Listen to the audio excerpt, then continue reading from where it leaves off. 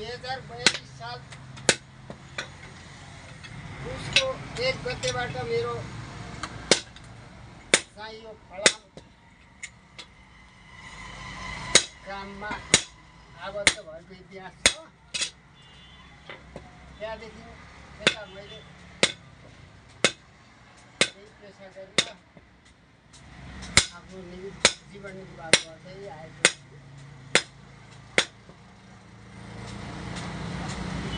धेरै कुराको घटी कमी अभाव खाँचो हुँदै पनि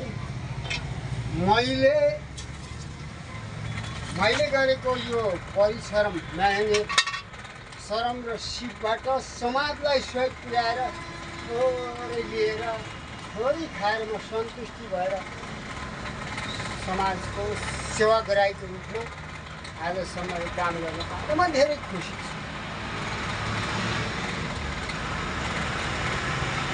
म मात्र खुसी भएर अहिले खुसी छुइनँ। दुखी यस मानेमा छु, मेरा देशका जवानहरूलाई खाडी मुलुकको तातो घाममा तताउन लगाउने जुन किसिमको वातावरण सिर्जना गरे त्यो देशको बल हो। त्यो देशको जोस र जाँगरलाई विदेशमा पलायन गराउने शक्तिहरूलाई देखेर म खुसी छु।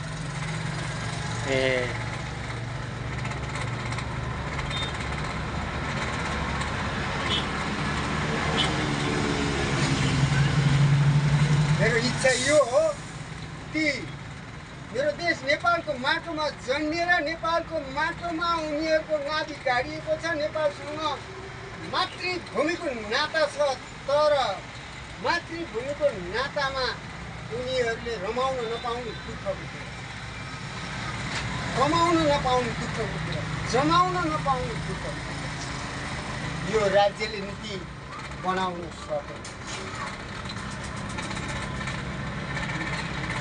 राज्यले उद्योग धन्दा कल कारखाना ठुला कृषि फर्म, पशु फर्म, पंक्षी फर्म, जडीबुटी पशुधन, जल जङ्गलको सुरक्षा र प्रयोगमा ल्याइदिने नीति बनाउनु पर्थ्यो। राज्य चाहिँ कमिसन खानमा बल्क्यो। कमिसन कसरी आउँछ? कमिसन, त्यो कमिसन खाएर नेताजी बन्ने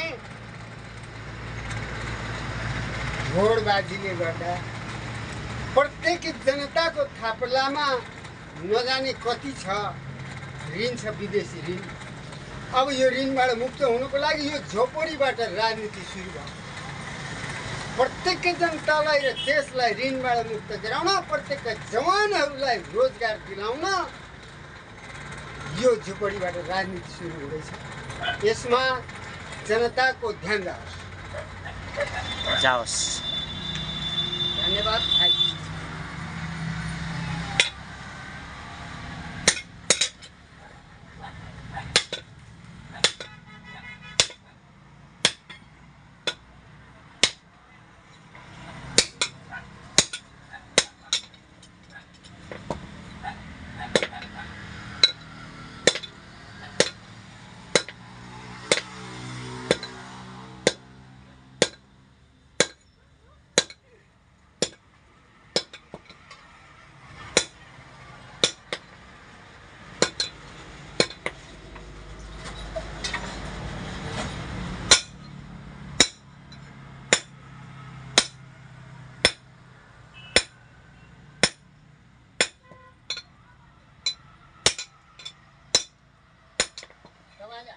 हवस् त, धन्यवाद। यो नरेश हिरोजक युट्युब च्यानलमा आउँछ, सबैले हेरिदिनु होला है। सबैलाई धन्यवाद। हैन त दाइ?